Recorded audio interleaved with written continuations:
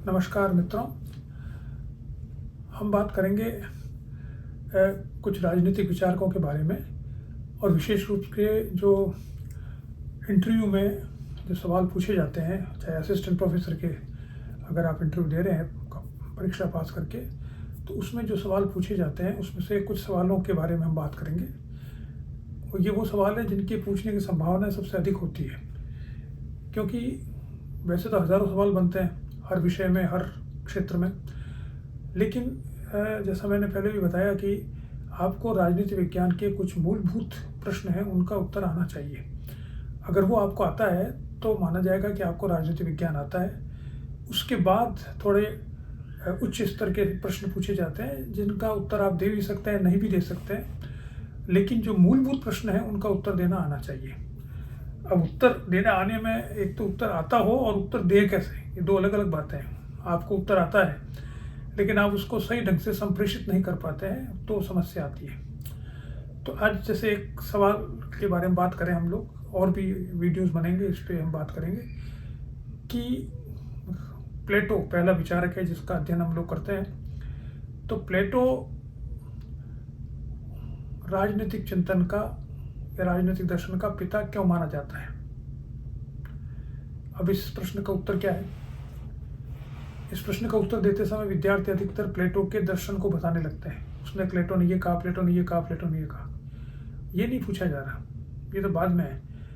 पूछा ये जा रहा है कि उसको राजनीतिक सिद्धांत, राजनीतिक चिंतन या राजनीतिक दर्शन का पिता क्यों माना जाता है। इसका अर्थ यह है कि आपको टोटल कंट्रीब्यूशन जो उसका है उसके महत्व को इंगित करना है, न कि उसके एक एक जो विचार है उसको बताना है। तो उसका महत्व क्या है? दो तीन बातें हैं इसमें जिससे हमको इस प्रश्न का उत्तर मिल सकता है। मैंने पहले भी बताया कि राजनीति विज्ञान में सिवाय तथ्यों के, जो बहुत कम होते हैं, वो सही गलत होते हैं, बाकी तो सिर्फ व्याख्याएं होती है जिसमें हम सही भी कह सकते हैं, गलत भी कह सकते हैं, और अच्छी, उससे और अच्छी हो सकती है। तो व्याख्या परिवर्तन हो सकता है, जो मैं बताऊं वो हो सकता है दूसरा व्यक्ति ना बताएं, लेकिन वो अलग बात है। तथ्य तो ऑब्जेक्टिव होते हैं, लेकिन उनकी व्याख्या अलग अलग प्रकार की होती है। तो ये व्याख्या है, ये तथ्य नहीं है। कोई तथ्यों पर आधारित व्याख्या है कि प्लेटो को पहला राजनीतिक चिंतन का पिता क्यों माना जाता है, पहला राजनीतिक विचारक क्यों था, ऐसा क्यों कहा जाता है।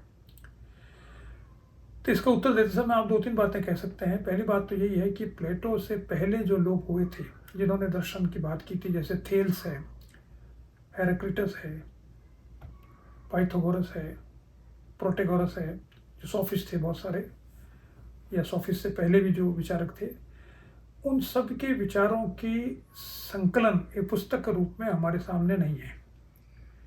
यानी इन सब के विचार हम बाद में जो विचारक आए उन्होंने उनकी रेफरेंस दी है, जिससे हमें मालूम पड़ता है कि पाइथागोरस था। पाइथागोरस की कोई किताब नहीं है, प्रोटेगोरस की कोई किताब नहीं है, थेल्स की कोई किताब नहीं है, सुकरात की कोई किताब नहीं है। इन सब के बारे में हमें जो ज्ञान है वो बाद में आने वाले विचारकों ने अपनी पुस्तकों में इनको उल्लेखित किया है, इनके विचारों को उल्लेखित किया है, इनके कथन को उल्लेखित किया है, जिससे हम इनके विचारों के बारे में थोड़ा बहुत जानते हैं। लेकिन हम चूंकि विचारों के कुछ श्रृंखला है, कुछ विचार हैं जिनके बारे में हम जानते हैं, पूरा चिंतन और कोई पुस्तक ऐसी हमारे पास प्लेटो से पहले किसी विचारक की उपलब्ध नहीं है। अब तक तो उपलब्ध नहीं है, हो सकता है उपलब्ध हो जाए, ये तो पता नहीं, लेकिन आज की तारीख में उपलब्ध नहीं है। इसलिए प्लेटो पहला विचारक है जिसने जो कुछ लिखा है उसका लगभग पूरा हिस्सा हमारे पास आज भी उपलब्ध है। क्यों उपलब्ध है? क्योंकि जो उसने लिखा था उसको संचयित किया गया, और बाद में धीरे, उसके तुरंत बाद में अरस्तु उसका शिष्य था, उसने उसके बारे में लिखा। उसके बाद में जो विचारक आए उन्होंने भी प्लेटो को रेफर किया है और उसके पुस्तकों को एडिट किया है। तो उसकी पुस्तकों को तब से, यानी रिपब्लिक जो उसकी किताब है, वो तब से लेकर आज तक एडिट हो रही है। और एडिट होने का अर्थ क्या अर्थ है? एक तो उसकी ट्रांसलेशन हो रही है नई, हमेशा वो ग्रीक भाषा में था, अब ग्रीक को अंग्रेजी में जोवेट ने सबसे पहले इसकी ट्रांसलेशन की थी इंग्लिश में, उसके बाद बहुत से लोगों ने की है। तो एक तो शब्दों, नए नए शब्द आ जाते हैं तो नए नए शब्दों का प्रयोग किया जाता है ट्रांसलेशन में। तो जो कंटेम्प्ररी शब्द हैं उनका प्रयोग किया जाता है, जिससे कि समसामयिक समय में हम उसके विचारों को समझ सकें। तो समसामयिक शब्दों का जब प्रयोग किया जाता है तो उसका अर्थ भी थोड़ा सा बदल जाता है, क्योंकि वो एग्जैक्ट शब्द वो नहीं हो सकता। तो एक तो प्लेटो ने जो विचार दिए, उन विचारों को उसने पुस्तक रूप में संकलित किया। वो पुस्तकें आज भी हमारे पास उपलब्ध है किसी न किसी रूप में, और उन पुस्तकों को निरंतर एडिट किया जा रहा है, और एडिट करने में उनके एक तो भाषा में परिवर्तन आ रहा है, दूसरा जो भी एडिट करने वाले विचारक हैं या स्कॉलर्स हैं, उन्होंने अपनी एडिटोरियल लिखा है उस पर विचार व्यक्त किए। तो अधिकतर जो कभी आप पढ़ते हैं प्लेटो के बारे में, तो जो प्लेटो के ओरिजिनल टेक्स्ट है उसके ऊपर किसने टिप्पणी करी है, किसने एडिट किया। आपने पेंगुइन की किताब पढ़ी है कि आपने कोई दूसरा पब्लिकेशन का पढ़ा है, उसमें हर पब्लिकेशन में एक बहुत अच्छा स्कॉलर प्लेटो का जो है वो उस पर अपना एडिटोरियल लिखता है। वो लगभग 15-15, 20-20 पेज के एडिटोरियल होते हैं, उसमें वो सार संक्षेप देता है कि उस पुस्तक में प्लेटो ने क्या लिखा है। तो पहली बात, प्लेटो को राजनीतिक चिंतन का पिता इसलिए माना जाता है कि प्लेटो से पहले किसी ने चिंतन किया हो उतना उसकी सामग्री हमारे पास मौजूद नहीं है। पहला विचारक है जिसकी सामग्री हमारे पास है। दूसरा, जो सामग्री हमने पढ़ी है उस सामग्री से मालूम पड़ता है कि वह एक दार्शनिक तरीके से राजनीति का अध्ययन करता है। पहली बात तो वो राजनीति का समग्र रूप से दर्शन करने वाला पहला व्यक्ति, समग्र रूप से विश्लेषण करने वाला पहला व्यक्ति है। इतना समग्र विश्लेषण उससे पहले किसी ने नहीं किया। राजनीति उस समय में राज्य की सभी गतिविधियों को राजनीति कहते थे, समाज की सभी गतिविधियों को राजनीति कहते थे। तो उसने पहली बार सोचा कि ये जो समाज की सारी गतिविधियां हैं, इससे समाज का पतन हो रहा है, तो समाज अच्छा कैसे बने, सर्वश्रेष्ठ समाज की कल्पना क्या हो सकती है, या सर्वश्रेष्ठ राजनीति की कल्पना क्या हो सकती है, सर्वश्रेष्ठ राज्य की कल्पना या संविधान की कल्पना क्या हो सकती है। इसको उसने पहली बार मनुष्य इतिहास में पहली बार ये इस बार पर चिंतन किया, और ऐसा करने के कारण वो पहला व्यक्ति है जिसने दार्शनिक तरीके से राजनीति का अध्ययन किया है। और उसने जो तरीका अपनाया, जो मेथोडोलॉजी उसकी है, वो भी दार्शनिक है, जिसे हम कहते हैं निगमनात्मक पद्धति, डिडक्टिव मेथड। तो निगमनात्मक पद्धति क्या है? जिसमें सामान्य से विशिष्ट की तरफ जाया जाता है। जो उसका अर्थ क्या है कि पहले कुछ सामान्य नियमों पर विश्लेषण किया जाता है, उसको मान लिया जाता है कि यह सही है, और फिर उन निर्णयों को, उन परिणामों को किन्हीं विशेष परिस्थितियों पर लागू किया जाता है। तो उसने पहले तो जो दर्शन दिया, जिसे हम कहते हैं हिज थियोरी ऑफ आइडियाज या थियोरी ऑफ फॉर्म्स, विचारों का या फॉर्म का जो उसका चिंतन है वो। तो उसने बताया कि असली जो है, रियल जो है, वो तो है विचारों में, और जिसको हम एम्पिरिकली देखते हैं अपनी इंद्रियों से, वो असली नहीं है, वो असली बनने की तरफ एक प्रक्रिया है। So the actual world which we see is not the real world. The real world is in our ideas, which is an ideal world, and the actual world is a process, it is an incomplete world which is trying to become a real world. तो ये जो यथार्थ का राज्य हम देख रहे हैं, समाज देख रहे हैं, ये परिवर्तनशील है, ये हम देखते जानते हैं परिवर्तनशील है। परिवर्तन किधर कर रहा है? ये उस आदर्श को प्राप्त करने की तरफ कोशिश कर रहा है जो विचारों में है, जो स्थिर है, जिसमें परिवर्तन संभव नहीं है, क्योंकि हमने सारी समस्याओं का समाधान उसमें विचारों के स्तर पर कर लिया है।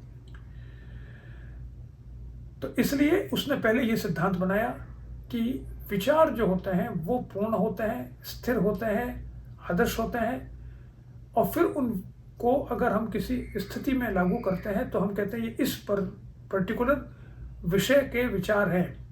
हम राजनीति में लागू करें, हम फैमिली पर लागू करें, परिवार पर लागू करें, हम दूसरी गतिविधियों पर लागू करें, तो हम कह सकते हैं जो यथार्थ की गतिविधियाँ हैं इन पर वो विचार हमें, जो आदर्श है, आदर्श आर्थिक गतिविधि है, आदर्श परिवार है, आदर्श राज्य है, उसकी विशेषताओं को इसमें खोजना चाहिए, और जो नहीं है उनको हम धीरे धीरे उन विशेषताओं को इसमें लाने का प्रयास करें।